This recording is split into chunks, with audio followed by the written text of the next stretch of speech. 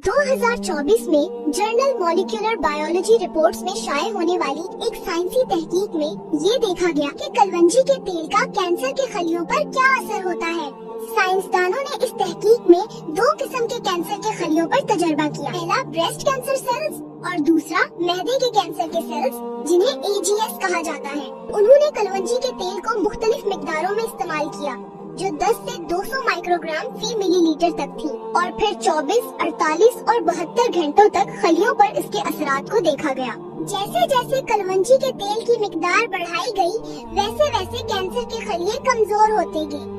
100 और 200 माइक्रोग्राम फी मिलीलीटर की मिकदार पर सबसे ज्यादा मजबूत असर देखा गया। 72 घंटों के बाद कैंसर के खलियों की बढ़ोतरी काफी हद तक रुक गई, यानी कलवंजी का तेल कैंसर के खलियों को जिंदा रहने नहीं देता और उनकी बढ़ोतरी को सुस्त कर देता है। तहकीक में ये भी सामने आया कि कलवंजी का तेल कैस्पेस-3 की सरगर्मी को बढ़ाता है। ये वो अमल है जो कैंसर के खलिए को खुद ही मरने का सिग्नल देता है, जिसे अपोप्टोसिस कहा जाता है।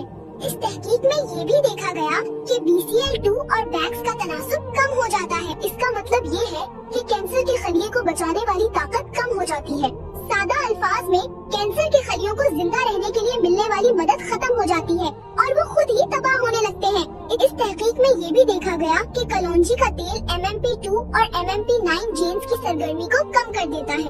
ये जीन्स कैंसर को जिस्म में फैलने यानी मेटास्टेसिस में मदद देते हैं। कलौंजी का तेल HSP60 और HSP70 यानी हीट शॉक प्रोटीन्स की मिकदार को भी कम कर देता है। ये प्रोटीन्स कैंसर के खलियों को दबाव और नुकसान से बचाते हैं, यानी कलवंजी का तेल कैंसर को फैलने और मजबूत होने से रोकने में मदद देता है। इस पूरी तहकीक का नतीजा ये है कि कलवंजी का तेल कैंसर के खलियों को आहिस्ता आहिस्ता खत्म करता है। ये उनकी बढ़ोतरी, जिंदा रहने और फैलने की सलाहियत को कम कर देता है और कुदरती तरीके से अपोप्टोसिस यानी खलियों की खुदकार मौत के अमल को फाल कर देता है। मुस्तकबिल में कलवंजी का तेल कैंसर के इलाज के साथ एक तकमीली इलाज के तौर पर इस्तेमाल किया जा सकता है।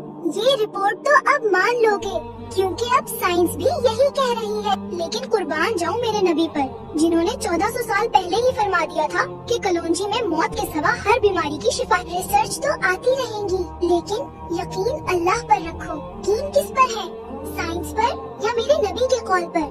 और मजीद ऐसी वीडियोस के लिए हमारे